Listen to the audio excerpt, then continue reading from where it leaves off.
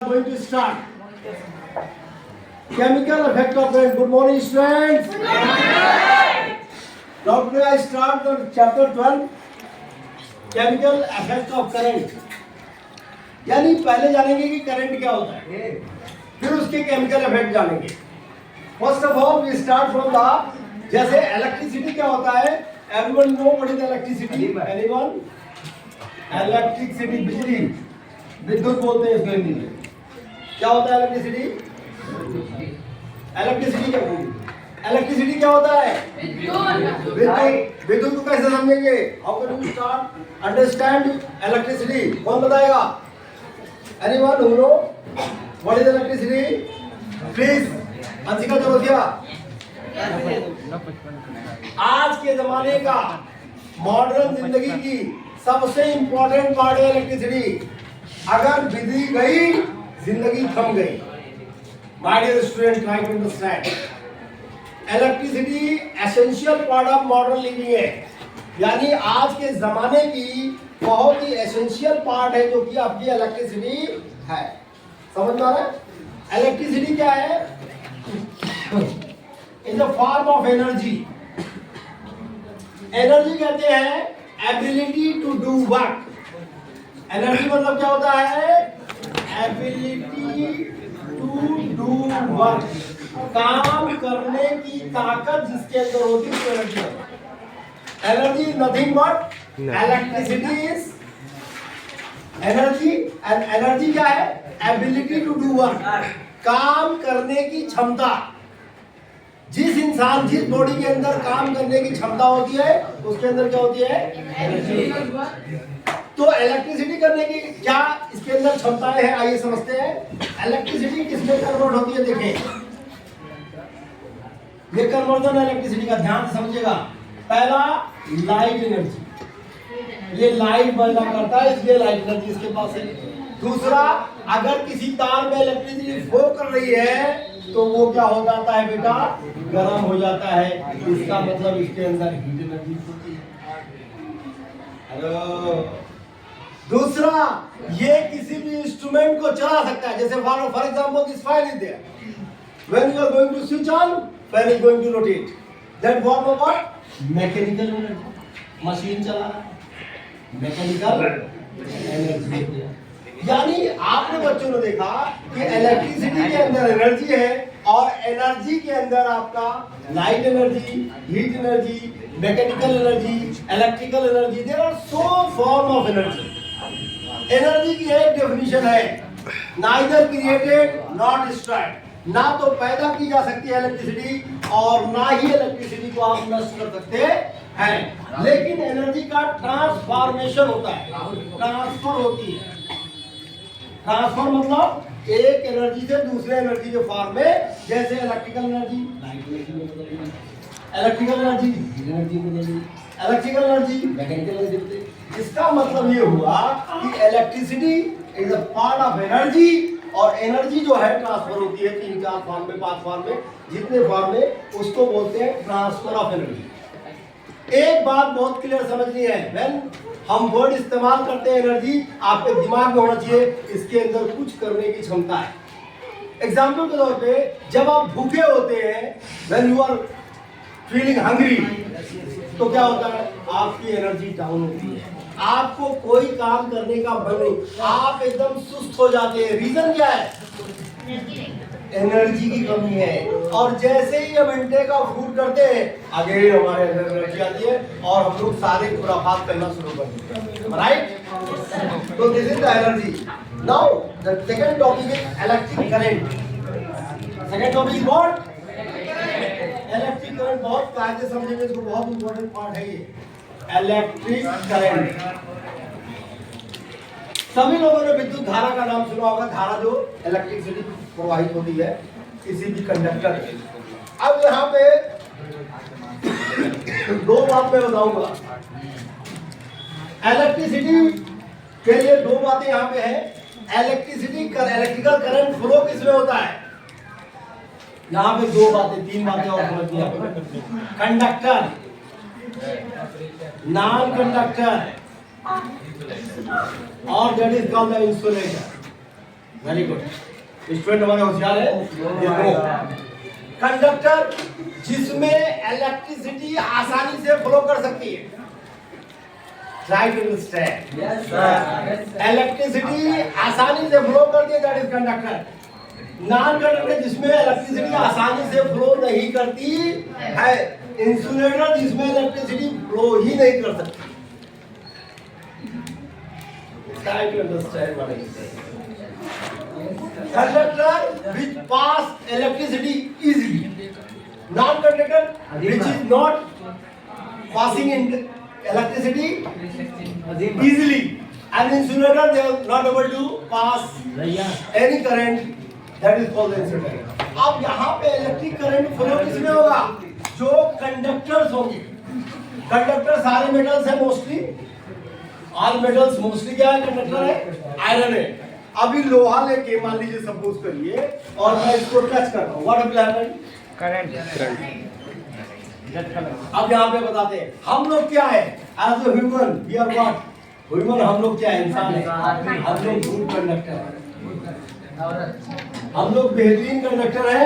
हम लोग के अंदर इलेक्ट्रिसिटी आसानी से फ्लो कर सकती है, इसीलिए अगर आप टच करते हैं तो इलेक्ट्रिसिटी आपके अंदर फ्लो करेगी, क्योंकि you are the good conductor of electricity.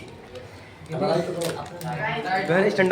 Conductor हो गया, यानी इंसुलेटर हो गया। अब आते हैं बात करते हैं electrolyte. Very important topic is electrolyte. ये तीनों समझ में आया बच्चों? Conductor, non conductor, insulator. Human being तो ऑलरेडी गुड कंडक्टर है। Is that clear or not? Yes, sir. Good. Now the next topic is very important to understand.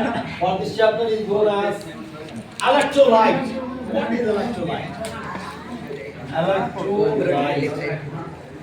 Electrolyte क्या होता है? ऐसा substance which gives ions in melted or dissolved in water.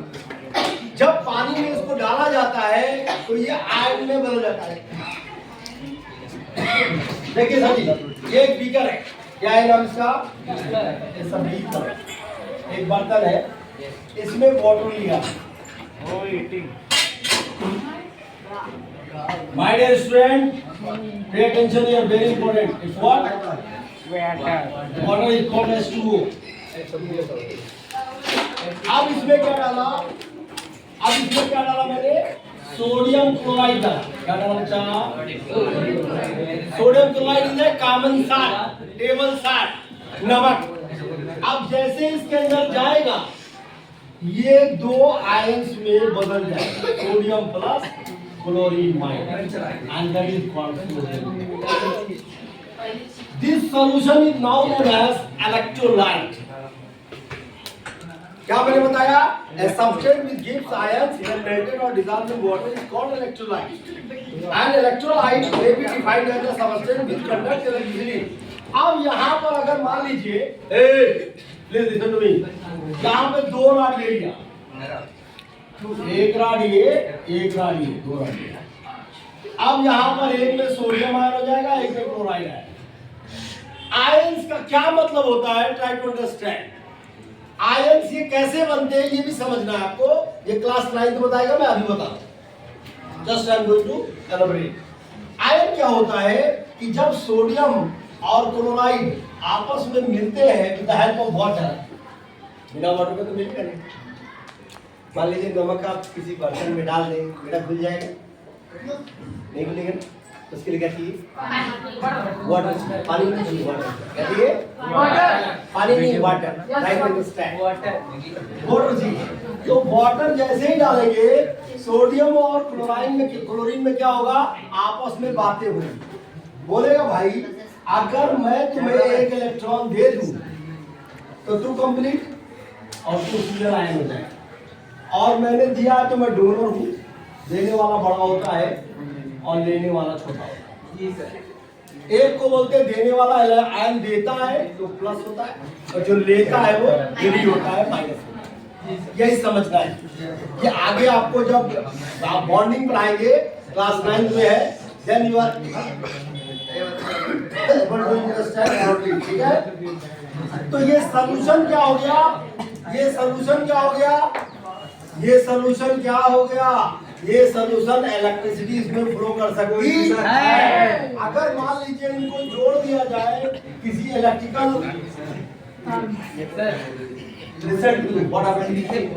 यहाँ पे जोड़ दिया जाए इस तरीके से तो इसमें इलेक्ट्रिसिटी फ्लो होना शुरू हो जाएगी।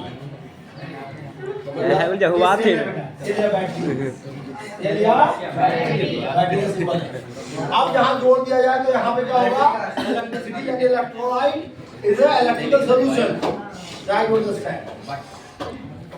इसी तरह से और भी बहुत सारे इलेक्ट्रोलाइट है। मिसाल का सल्फ्यूरिक एसिड है H2SO4। सल्फ्यूरिक एसिड क्या होता है, H2SO4 क्या होता है, H2SO4 क्या होता है, H2SO4 इसको सल्फ्यूरिक एसिड। यहाँ पे भी है हाइड्रोजन आयन और सल्फेट आयन में चेंज हो जाता है, ये सल्फ्यूरिक एसिड है। आगे देखें नेक्स्ट पॉइंट, बहुत इंपॉर्टेंट पॉइंट है, सोडियम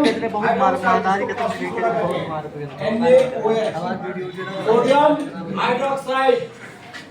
सोडियम हाइड्रोक्साइड इसको कास्टिक सोडा भी कहते हैं। क्या मतलब, ये भी Na+ में और OH- आयन में बदल जाता है। ये भी इलेक्ट्रोलाइट सॉल्यूशन में इस्तेमाल होता है। आइए केमिकल इफेक्ट ऑफ करंट, इसको आपने देखा भी होगा। केमिकल इफेक्ट कहाँ देखा है, ये दिखा रहा है, बच्चे में कंफ्यूज है, अभी क्लियर हो जाए। एक वायर है बच्चा, आप लोगों को वायर देख रहे होंगे जो चला हुआ है, एक वायर है, वायर में करंट फ्लो करती है, राइट है कुछ जगवाद बारी नाम से करंट फ्लो करती है। एक वायर है, वो जो बाहर वायर है वो से चलता है और उसका कहीं स्विच होगा जहां से इलेक्ट्रिसिटी फ्लो होती है और यहाँ से ऑन ऑफ करने के लिए इसमें की होती है, चाबी होती है, यहाँ से ऑन करें और ऑफ करें। अब जैसे ये गर्मियों में देखा होगा आपने, गर्मियों में खासकर आपने देखा होगा ये टायर कहीं से ब्रेक करने लगते हैं। हमने अब सीन प्लीज दे दो हाथ।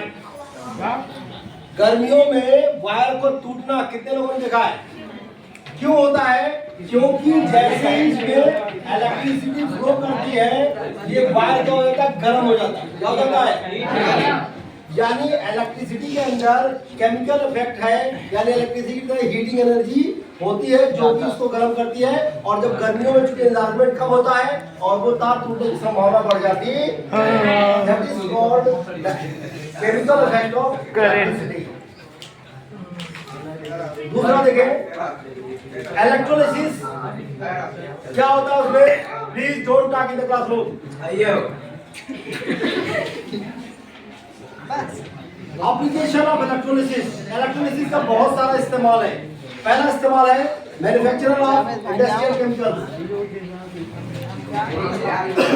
देखिए मैन्युफैक्चर ऑफ इंडस्ट्रियल, इंडस्ट्री में इसका इस्तेमाल होता है। जितने भी इंडस्ट्री केमिकल इंडस्ट्रीज है उसमें आपका एप्लीकेशन ऑफ इलेक्ट्रोलिसिस इस्तेमाल होता है और वो कमर्शियल पर्पस होता है। कैसा पर्पस होता है, यानी ज्यादा संख्या में बनाने के लिए होता है। दूसरा प्यूरिफिकेशन ऑफ मेटल, मेटल को प्यूरिफाई करते हैं। जितने भी सोनी लोग हैं जो सोना बेचते हैं वो प्यूरिफिकेशन करते हैं, purification of gold metal. Extraction of metal, तीसरा यूज क्या है, एक्सट्रैक्शन ऑफ मेटल। ये क्या होता है बताओ, जगवाद है ने जगवाद है, ये तो मस्ती कर रहे हैं लोग। मेटल में क्या होता है, बेसिकली मेटल में क्या होता है, एप्लीकेशन ऑफ इलेक्ट्रोलिसिस पे समझे।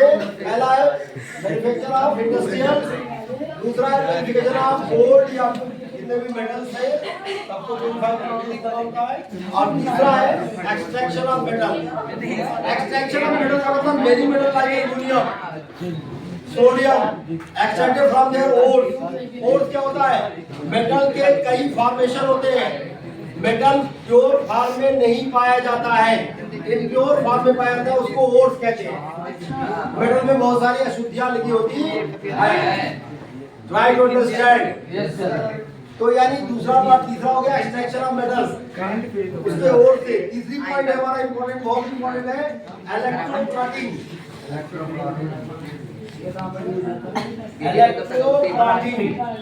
इलेक्ट्रोप्लाटिंग में कहाँ यूज करते हैं? देखिए, हम मेटल पे कुछ पेंट कर देते हैं। इलेक्ट्रिकल पेंट होते हैं, पेंट। Yes sir. जैसे एशियन पेंट्स है, आप जनरली पेंटिंग याद दोगे। यहाँ पे इलेक्ट्रोप्लाटिंग में भी सेम प्रोसेस होता है। इलेक्ट्रोप्लाटिंग में क्या होता है? ये process depositing A thin layer of metal over another metal by the method of electrolysis. Electrolysis के प्रोसेस से हम उस पर कुछ परत चढ़ा देते हैं, कुछ पेंट की। उसी जैसे आपने देखो सोने का पानी चढ़ाना, एल्युमिनियम या आपका चांदी है, उसमें अगर सिल्वर है उसमें चमक कम हो गई तो किसका पानी चढ़ाते हैं? चांदी का। चांदी का पानी चढ़ाते हैं। This is the process by which for the electroplating. क्या कहते हैं इसको? इसमें क्या होता है, जब करंट फ्लो करता है किसी भी सर्किट में तो थिन फिल्म लेयर क्या होती है, इसके ऊपर जुड़ती चली जाती है। समझ में आ रहा है? तार पे जुड़ती है, आपके नथनी वाला जुड़ता है, आपके ऑर्नामेंट्स होते हैं, सब ऑर्नामेंट पे इसी तरह के। जब उसमें कमजोरी मतलब उसमें शाइनिंग कम हो जाती है तो हम लोग इसमें क्या करते हैं, उसी मेटल का पानी चढ़ाते हैं।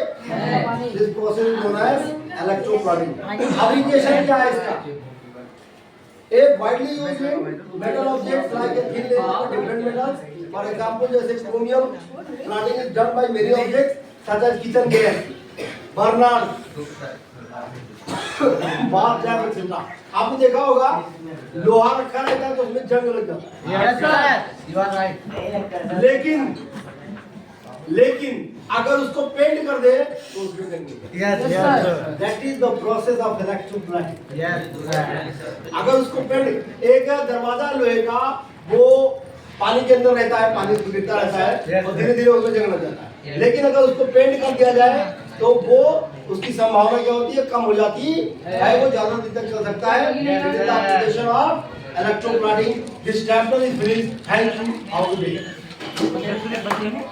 देखो ये चैप्टर कुछ नहीं है, दम इसमें नहीं है।